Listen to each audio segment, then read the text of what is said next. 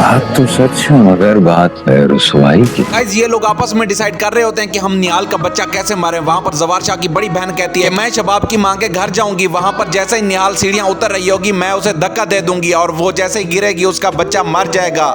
तुमने भी बहती गंगा में हाथ धो ली। जवार शाह की बड़ी बहन जैसे ही निहाल को धक्का दे रही होती है लेकिन वहाँ पर शबाब की माँ आ जाती है और उसका हाथ पकड़ लेती है और कहती है ये तुम क्या कर रही हो। वो कहती है निहाल गिर रही थी, मैं उसे संभाल रही हूँ। संभल के। निहाल बेचारी को हल्का सा धचका मिलता है। निहाल बेचारी जैसे ही पीछे मुड़कर देखती है दो औरतें उसके पीछे खड़ी होती हैं। उसे ये समझ नहीं आ रहा होता ये दोनों औरतें इसको पकड़ क्यों रही थी। भाई जब सब धो रहे हैं तो हम पीछे क्यों रहे? अरे फिर ये लोग निहाल को सीधा हॉस्पिटल में लेकर जाते हैं क्योंकि निहाल के पेट में बहुत ज्यादा दर्द हो रहा होता है। बेटा हुआ है जवार शाह। निहाल का अंदर ऑपरेशन हो रहा होता है। जवार शाह बाहर इंतजार कर रहा होता है, को अपनी औलाद के आने का बहुत ज्यादा इंतजार होता है। फिर अचानक से वहाँ पर शबाब आती है। शबाब की आंख में खुशी के आंसू आ रहे होते हैं और वो कहती है जवार शाह बेटा हुआ है। जवार शाह बहुत ज्यादा खुश होता है और उसे अपने सीने से लगा लेता है।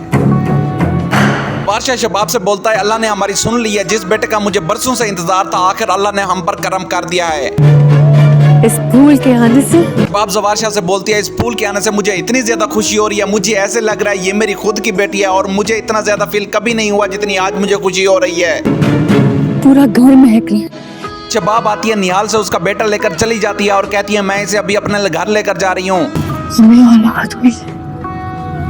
जवार शाह आज बहुत ज्यादा खुश होता है अपने बेटे को देखकर और कहता है पूरे इलाके में मिठाइयाँ बांट दो और इतनी ज्यादा मिठाइयाँ बांट दो कि हर दुकान खाली रह जाए। और अपने बेटे को चूमता है और बहुत ज्यादा खुश होता है और सोच रहा होता है इसका नाम क्या रखूं। फिर उसका नाम हुनैन रख देता है। हुनैन वो जो इसका भाई था। निहाल को घर नहीं आना चाहिए फिलहाल। के बाद जवार शाह ने जो वादे किए होते हैं वो ऐसा ऐसा भूल रहा होता है और उसके जहन में ये होता है कि मैं अपनी निहाल को अपने घर में नहीं आने दूंगा, क्योंकि उसके जहन में ये चल रहा होता है अगर वो मेरे घर में आ गई तो मेरे रिश्तेदार मेरे बारे में क्या सोचेंगे। लेकिन निहाल बेचारी बार बार रो रही होती है, अपने बेटे हुनैन के लिए बहुत ज्यादा तरस रही होती है और बार बार उसे याद कर रही होती है। वो बाद में जवार शाह को कॉल करने की भी कोशिश करती है लेकिन जवार शाह उसकी कॉल नहीं उठाता। मैं नहीं चाहता कि बरादरी वालों का और उसका आमना सामना हो। जवार शाह शबाब से भी वादा कर चुका होता है ये हमारा बेटा है, अब इसका निहाल से कोई ताल्लुक नहीं होगा। जवार शाह इसका नाम हुनैन रख देता है और कहता है जो निहाल ने हमारा भाई छीना था अब वो बेटे की सूरत में हमें दे दिया है। ऐसा नहीं था, उन्होंने मुझसे वादा किया था, खुद कहा था। निहाल हॉस्पिटल में बार बार उसी टोकरी को देख रही होती है जिसमें उसका बेटा था और कह रही होती है कि साईं ने मुझसे वादा किया था मुझे मेरे बेटे से जुदा नहीं करेंगे।